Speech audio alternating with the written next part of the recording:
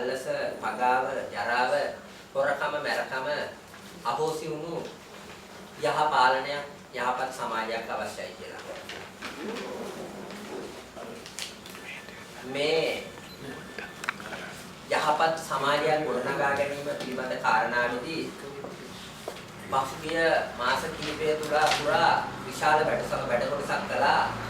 අපි ස්වරාජ් සංවිධානයේ හැටියට අපේ නවීන් ගුණරත්න මහතා කණ්ඩායම.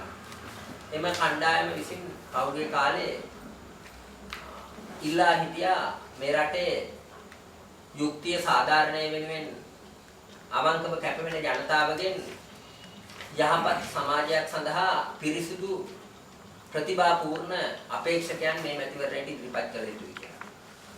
ඒ වගේම ඒ වෙනුවෙන් ස්වේච්ඡාවෙන් ඉදිරිපත් වෙන්න කියලා. මේ කැම්පේන් එක තවත් සංවර්ධනාත්මක පියවරක් හැටියට ඉස්සරහට ගියා. අපි කල්පනා කළා ඒ කණ්ඩායමක් හැටියට ප්‍රතිභාපූර්ණ පිරිසිදු අපේක්ෂකයන් තරඟකරුවන් හැටියට තරගයේ ජයග්‍රහණය කරලා පාර්ලිමේන්තුවට ගියාට පස්සෙත් මොකද වෙන්නේ කියලා අපි කල්පනා කළා. කල්පනා කරාම අපිට දැනුම් දෙය තමයි මේ පාර්ලිමේන්තුව කියන බලය කියන එක තියෙන කුණු කන්ද ඇතුළට ගියාට පස්සේ අවුරුදු 5ක් බලය පවත්වා ගන්නට දරන උත්සාහය ඇතුලේ එතනින් එහාට ඊළඟ අවුරුදු 5 පැවතීම වෙනුවෙන් ඒ අය තමන්ගේ වැටුපට අමතරව ලබාගත හැකි සියලු වරප්‍රසාද සියලු ලාභ සියලු ලෝභ ලැබමින් මරකම දූෂණය වංචාව පගාව ජරාව ආදී සියල්ල සංවර්ධනය කරනවායි කියලා. අපිට අවශ්‍ය කළා මේක පාලනය කරන්න.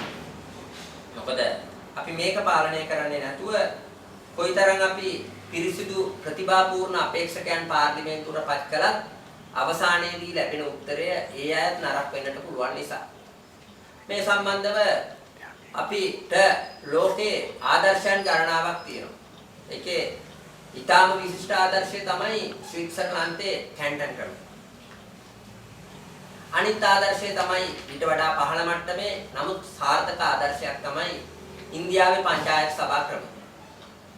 ලංකාවේදී මේක ග්‍රාම රාජ්‍ය හැටියට කතා බහ කෙරුණා. ග්‍රාම රාජ්‍ය 14500කින් මේ රට පාලනය කරන්න. ග්‍රාම රාජ්‍යයේ ලේකම්වරයා හැටියට ග්‍රාම සේවකව යොදා ගන්න. ග්‍රාම රාජ්‍ය විසින් ග්‍රාම රාජ්‍යයේ සභාව රැස් වෙලා ගමේ සියලු සමාජිකයන් එකතු වෙලා එක තැනකට පන්සලට, පල්ලියට, කෝවිලට රැස් වෙලා තමන්ගේ ගමේ තියෙන සම්පත් මොනවද? මොකද ගමක තියෙන විශාලම සම්පත තමයි මානව සම්පත. මේ මානව සම්පතත් එක්ක භෞතික සම්පත් ඒක රාශී කරගෙන මොන විදිහටද ගම සංවර්ධනය කරන්නේ? ගමට මතුවෙන ගැටලු මොනවද? ගමට මතුවෙන ගැටලු කොහොමද නිරවුල් කරගන්නේ? ගමේදී විසඳාගත නොහැකි ගැටලු කොහොමද සාමූහිකව විසඳාගන්නේ කියලා සාකච්ඡා කරන්නේ. එතකොට මෙන්න මේ ක්‍රමය පාවිච්චි කිරීම සුදුසුයි කියලා අපි කල්පනා කරා අපේ ඡන්ද ක්‍රමය හැටියට. මේක උඩ ඉඳගෙන අපි යෝජනා කළා අපි පත් කරන නියෝජිතයා ආපසු කැඳවීමේ ක්‍රමවේදයක් අපිට තියෙනවා නම් මේ ජරාව, පගාව, දූෂණය, වංචාව ආදී දීවෙන බලය කියන තැනට තියෙන බලය අහෝස් වෙනවා කියලා. මොකද ඉතා පහසු සරල ඡන්ද ක්‍රමයක්. ඉතා කෙටි වේලාවකින් අපි පත් කරන නියෝජිතයා නැවත රැස් වෙලා අපිට පුළුවන් කමක් ලැබෙනවා අපිට එපා වූ සැරින් ඉවත් කරන්න. හැබැයි මේක පවතින මේ ඡන්ද ක්‍රමයේ ඇතුලේ කරන්න පුළුවන් එකක් නෙමෙයි.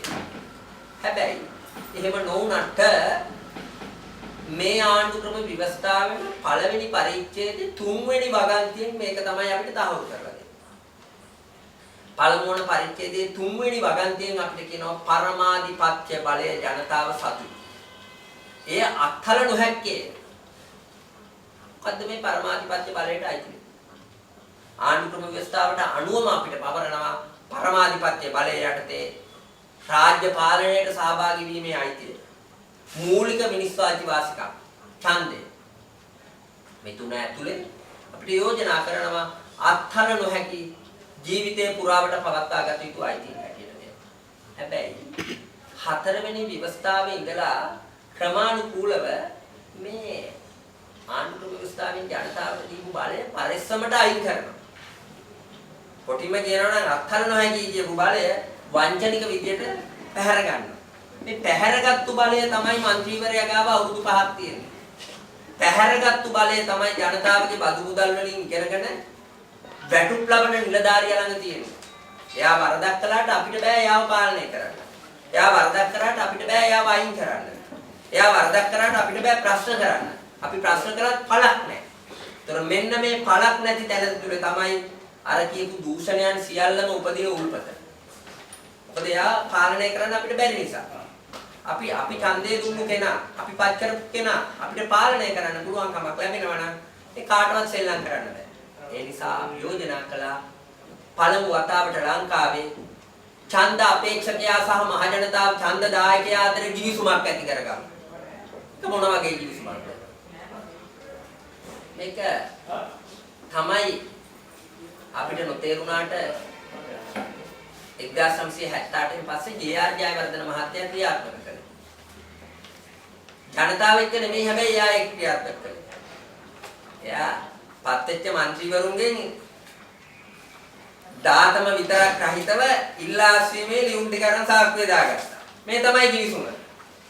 මං කියන විදියට වැඩේ කරන්න නැත්තම් ඔයා ලෑස්ති වෙන්න ගෙදර යන්න. මේ ආපසු දැනවීමේ බලයම තමයි ඊට පස්සේ රටේ පත් වෙච්ච පාලකයෝ වෙනස් විදියකට කළේ. ඒගොල්ලෝ මේ ආපසු දැනවීම කොහොමද කළේ? බලන්න මේ ආපසු දැනවීම මොනතරම් බලවත්ද කියලා.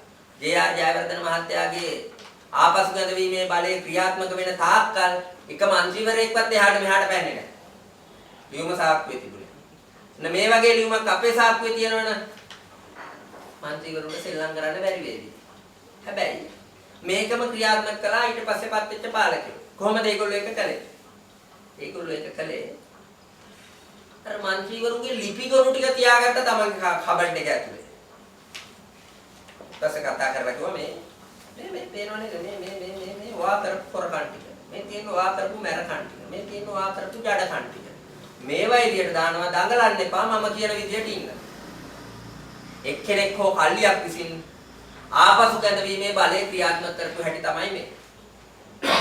ඒ ෆයිල් එකෙන් පාලනය කරන්න බැරි අයට කිව්වා දඟලන්න එපා පක්ෂ තහනම් කරන්න. පක්ෂයෙන් ආපසු ගැනවනවා විතරක් නෙමෙයි മന്ത്രി කමෙන් ඇමති කමෙනුත් ආපසු ගැනවනවා. එළවනවා. එහෙම කරලත් බැරි වුණොත් කිව්වා තමුන්නාන්සේ අවුරුදු 10කට 15කට නෙමෙයි පරම්පරා 7-8කට හම්බ කරගත්තු දේපල ටික විතරක් නෙමෙයි ඕනනම් ජීවිතෙනුත් ආපහු කැඳවනවා මම. මොකද කළේ? කිසි කලබලයක් නැතුව හැමෝම පුරතල් බලු පැටව වගේ බොහොම සහයෝගයෙන් හරි හම්බ කරගෙන ජීවත් වුණා. දැන් මෙන්න මේ ආපසු කැඳවීමේ බලය තමයි අපි යෝජනා කරන්නේ ජනතාවගේ අතට ගන්න කියලා. ජනතාවගේ අතට ගන්න කියලා. ජනතාවට මේ ආපසු කැඳවීමේ බලය ජනතාවගේ අතට ගන්න පුළුවන් ක්‍රමවේදය මොකක්ද?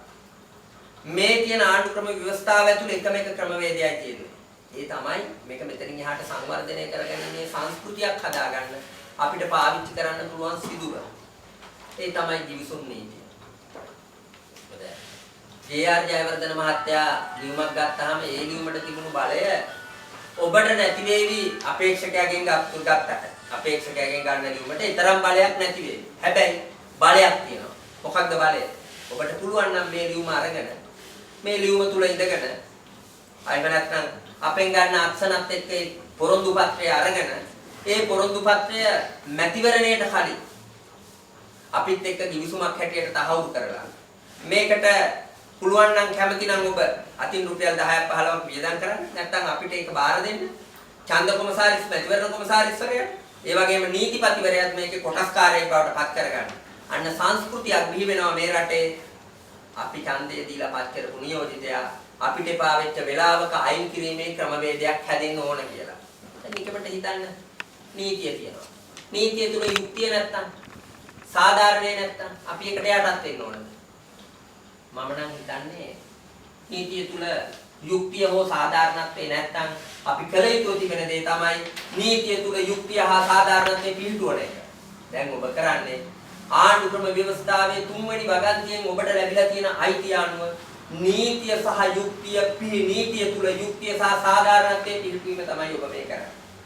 ලංකාවේ පළමු වතාවට සිද්ධ වෙන දෙයක් නිසා. ඒක ටිකක් අමාරුයි පැහැදිලි කරගන්න. තේරුම් ගන්න. ක්‍රියාත්මක කරන්න. ගැටලු තැන් තියෙයි. ඒ හොඳ නැද්ද? නිකම්ම ඡන්දේ දීලා ගෙදර ගිහිල්ලා ඡන්දේ දාන දවසට රජෙක් වෙලා ඊට පස්සේ හැමදාම බලු පැටියෙක් වගේ මැති ඇමතිවරු පස්සේ යන ජනතාවක් හැටියට ඔබට ඊට වඩා හොඳ නැද්ද?